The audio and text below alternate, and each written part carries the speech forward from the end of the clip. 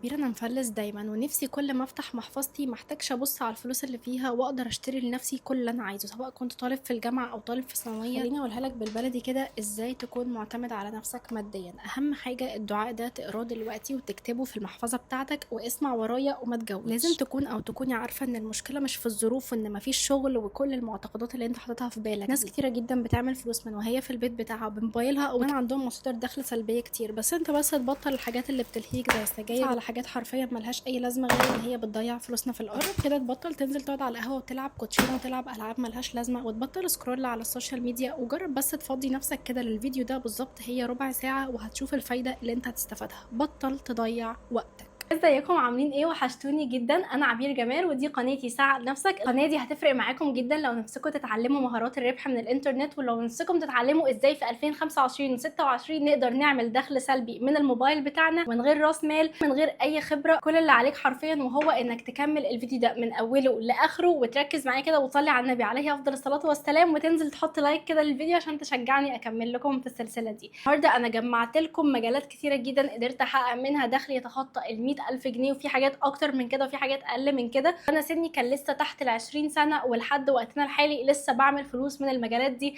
ويمكن اكتر من زمان كمان، لان احنا دلوقتي بقى في تطور وبقى في سوشيال ميديا تخلينا نقدر نضاعف ارباحنا. لو احنا بنعمل 1000 مبيعات، لا ده احنا ممكن نعمل 100,000 مبيعات. اول حاجه حابه اكلمكم عنها وهي العمل الحر. مجال العمل الحر يا جماعه، الفريلانس. كم حد اتكلم معاك في مجال الفريلانس وانت قلت انا هتعلم، قلت انا هخش اجرب، ولا اتعلمت ولا جربت؟ دخلت واستسلمت، يا اما دخلت تتعلم اصلا حاجه وما كملتش تتعلم الحاجه دي، فبالتالي فشلت في الحاجه ورحت قلت بقى اكيد الشخص ده نصاب، اكيد الشخص ده عايز يبيع لي كورس. انت اللي بتضحك على نفسك. عشان كده دايما بقول لكم يا جماعه، العقل دايما هو السبب في ان هو يفشلنا. يا العقل هيرفعك لفوق، يا العقل هينزلك لتحت. ممكن يكون معاك فلوس كتير جدا بس انت عقلك زيرو، فالفلوس اللي معاك دي هتضيع. ممكن يكون معاك 100 جنيه بس، او مش معاك فلوس، حرفيا فقير فلوس، بس انت غني في عقلك. عقلك ممكن يوصلك للمليون بسهولة. هي الفكرة هنا في عقليتك. عارف ان دليل ان عقليتك فعلا فاسدة؟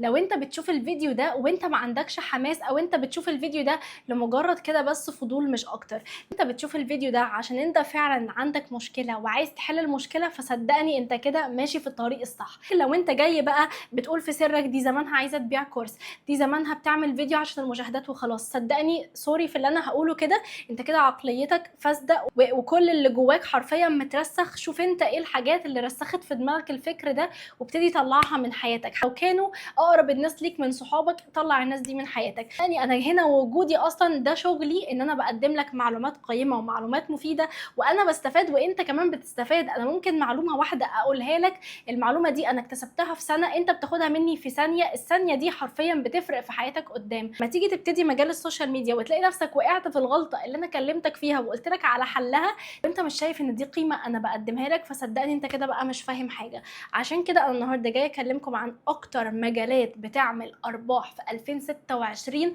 وحرفيا اسمعوني دلوقتي، احنا في 2025.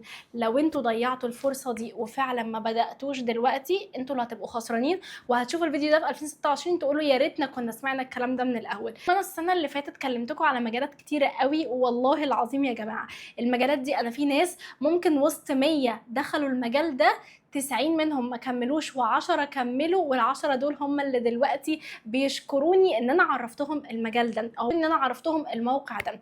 فيلا بينا كده نصلي على النبي ونبتدي في اول حاجه، وهو مجال الفريلانس وهو العمل الحر. فريلانس العمل الحر يا جماعه من اكتر المجالات اللي جواها تفرعات كتيره جدا وجواها ارباح بطريقه مرعبه. خشوا بس اعملوا سيرش او اسالوا شات جي بي تي الناس او الرقم اللي الناس بتدخله اللي بيشتغلوا في مجال العمل الحر في اليوم الواحد كام. ارقام كبيره قوي. انت ممكن كشخص مبتدئ في اليوم تعمل 50 دولار. عارف يعني ايه 50 دولار؟ يعني حوالي 2500 جنيه. مين فينا دلوقتي يقدر يعمل في يومه 2500؟ مع احترامي، انت ممكن تكون بتشتغل شغلانه في الشهر بتتعب فيها جدا ذهنيا وجسديا ونفسيا، وفي الاخر بتاخد 3000 جنيه. مع احترامي ليك، ال 3000 جنيه دي يعني هي فلوس بس غيرك بيعملها في يوم واحد. ابتدي طور من نفسك، شوف انت ايه المهارة اللي عندك تخليك تقدر تعمل الفلوس دي في يوم واحد بس.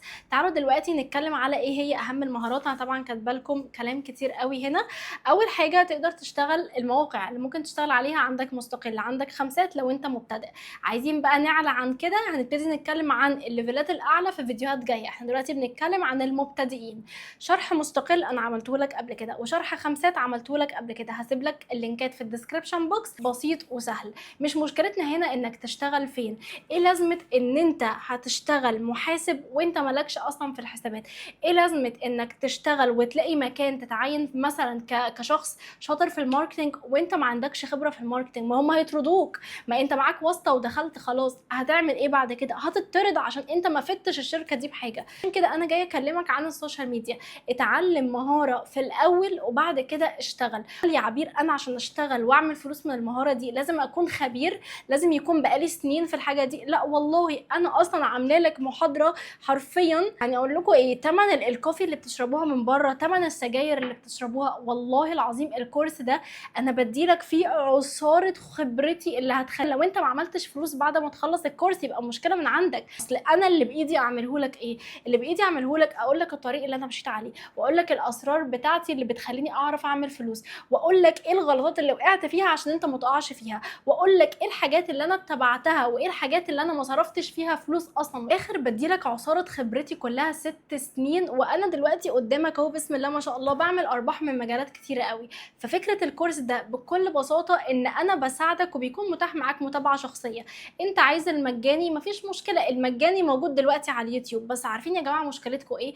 الشيء المجاني اللي انتوا بتشوفوه على اليوتيوب بيخليكوا تحسوا ان ايه ده، دي حاجه اكيد مش عليها قيمه، عشان كده هي طالعه تقولها مجانيه.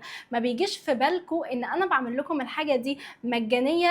يعني بالنسبه لكم مجانيه بس بالنسبه لي مش مجانيه، انا باخد فلوس من شركه اليوتيوب اصلا على الفيديوهات اللي بعملها. بالنسبه لكم انتوا مجانيه علشان انتوا مش قادرين تستوعبوا ان في شخص فعلا بيعمل خير. وكمان لو جيت اقول لكم ان انا عامله لكم كورس هتقولوا ايه؟ طب ما هي كده اكيد بتنصب، ده هي عايزه تعمل فلوس. طب ما هو يا جماعه انا بعمل فلوس من الكورس اللي بديه لكم، وانتوا بتعملوا فلوس من الحاجات اللي بتتعلموها من الكورس. فاحنا كده ديل، احنا الاثنين عملنا اللي علينا واستفدنا. انت استفدت بمعلومات وانا استفدت بمقابل مادي، وقصاد ده انت بعد كده هتبتدي تعمل مقابل مادي. ومع الوقت انت في الكورس اصلا بتتعلم ازاي تعمل فلوس. كده الرساله تكون وضحت. طب يا عبير ايه هي بقى المجالات اللي نقدر نتعلمها، او ايه هي المجالات اللي احنا نقدر نشتغل فيها في مجال الفريلانس؟ عندك اول حاجه الترجمه. لو انت شخص شاطر في الانجليش، بشوف ناس كتير قوي شاطره في الكوري، شاطره في الانجليش، شاطره في الروسي، شاطره في الالماني، شاطره في لغات كتيره قوي وعندها شغف اتجاهها وبتفهم فيها وبتتفرج مسلسلات وافلام فيها، تقدر تحول ده لمصدر دخل يجيب لك فلوس. الكتابه، التصميم، لو انت شخص بيحب التصميم، بيعمل ثامبنيلز لليوتيوب، بيعمل تصميم او لوجوهات لمطاعم، لشركات، لبيدجات، لجروبات، لاي حاجه، كل دي يا جماعه تصميمات بتتباع بفلوس. فكك بقى من الناس اللي تقولك ما هو كانفا عليه كل حاجه. يا جماعه الناس اللي معاهم فلوس ما عندهمش وقت. بالنسبه لهم احنا هندفع فلوس، هندفع لك $5 $10 في سبيل ان احنا نريح دماغنا. وانا اهو يا جماعه انا عارفه الشخص بيعمل الحاجات دي ازاي، وبرغم ده انا بدفع فلوس للشخص اللي بيعمل لي الصوره المصغره بتاعه اليوتيوب، بدفع فلوس للشخص اللي بيعمل لي مونتاج. هل انا ما اقدرش اعمل ده؟ والله اقدر اتعلمه واعمله، بس انا خلاص انا متخصصه في مجالي صناعه المحتوى. هل ده معناه لو في مجال تاني بيكسب اكتر انا هسيب مجالي واروح للمجال ده؟ لا، انا خلاص ماشيه في طريق. عندي مثلا 5 مصادر دخل، انا مركزه على ال5 مصادر دخل دول، نجحت فيهم ووصلت فيهم لليفل عالي جدا، ابتدي احط مجال تاني واخش في مجال سادس، والمجالات التانية اخلي ناس تساعدني فيهم،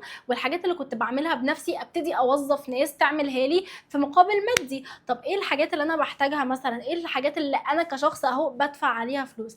عندكم التصميم، عندكم كتابه المحتوى، الشخص اللي كاتب السكريبت بتاع الفيديو ده واخد مقابل مادي، الشخص اللي عامل الصوره المصغره والتصميمات واخد مقابل مادي، الشخص اللي بيعمل مونتاج واخد مقابل مادي، الشخص اللي ممكن يعمل لي اعلانات مموله زي الميديا باير والحاجات دي كلها اللي ليها علاقه بالبراند بتاعتي بياخد مقابل مادي. كل دي يا جماعه مجالات في العمل الحر.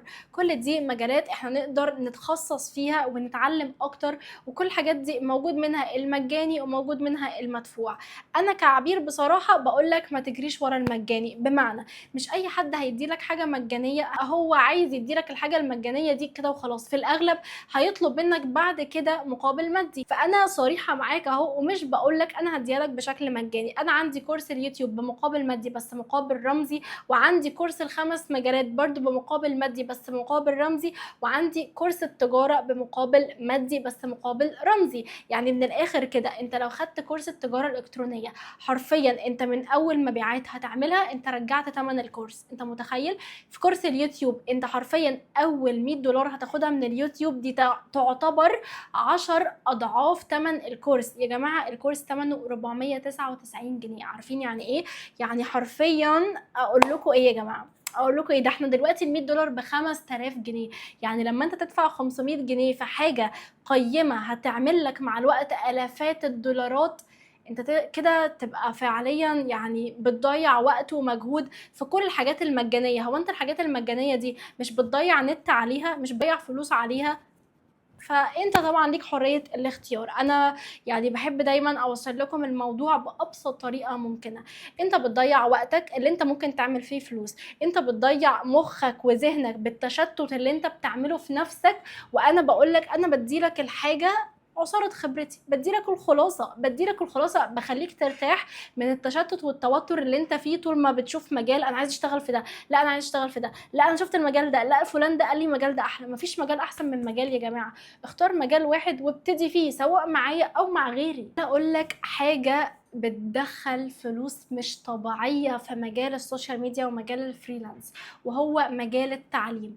مجال التعليم في اي حاجة. تعالوا اقول لكم حاجة بسيطة قوي زي مجال التعليم. انت دلوقتي طالب في تالتة اعدادي او خلصت تالتة اعدادي، بس انت كنت شاطر جدا في النحو وفي العربي، المهم شاطر في حاجة ان شاء الله، شاطر في الانجليش، انت شاطر في مادة معينة، انت عارف ان انت تقدر تعمل فلوس من ورا الحاجة دي. طب ازاي يا عبير؟ اول حاجة انت تقدر تبتدي باصحابك، يعني تبتدي تدي دروس لاصحابك بمقابل رمزي، واصحابك دول هيقولوا لاصحابهم وهكذا، وهيبقى سعرك اقل كمان من سعر اي حد تاني. طب فلنفترض ان انت مش عايز تخش في الشوشره دي، انت ممكن تعمل فيديوهات بشكل مجاني للشخص اللي بيتفرج عليك على يوتيوب. ممكن تعمل الفيديوهات دي بشكل مجاني بالنسبه للناس، بس انت تكون مستفاد بمقابل مادي من شركه اليوتيوب. انت ممكن تعمل فيديوهات على اليوتيوب من الصفر، تتعلم درس وتراجع درس وتبتدي تطلع تشرحه، طالما انت فعلا عندك مهاره وعندك فعلا شطاره كده في التعليم. لكن لو مش عندك مهاره في التعليم اوعك تعمل حاجه انت بتفتي فيها.